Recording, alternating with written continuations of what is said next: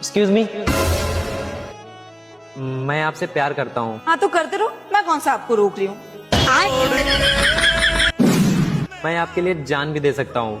जान और नहीं चाहिए, आईफोन दे सकता है तो बोल। आप समझ नहीं रहे हो, मैं आपसे सच्चा प्यार करता हूँ। आप नहीं समझ रहे हो, प्यार मुझे झूठा भी चलेगा लेकिन बंदा अमीर होना चाहिए। एक बात बोले मैडम, आप मुझे बहुत पसंद हो, आपसे प्यार हो गया है। मैं और तुमसे प्यार करूंगी, गंवार लड़के। वैसे आगे का क्या प्लान है? कुछ नहीं, दूसरी डिब्बी लेनी है। और भले ही माँ बाप नाराज हो जाएं, लेकिन शादी अपनी पसंद से करना, क्योंकि जिंदगी तुम्हें काटनी है, माँ बाप को नहीं। मोहब्बत हमारी है और शादी हमें करनी है, तो रिश्तेदार सिर्फ शादी में खाना खाने आए, हमारे फैसलों में टांग ना अड़ाए। ठीक है, धन्यवाद।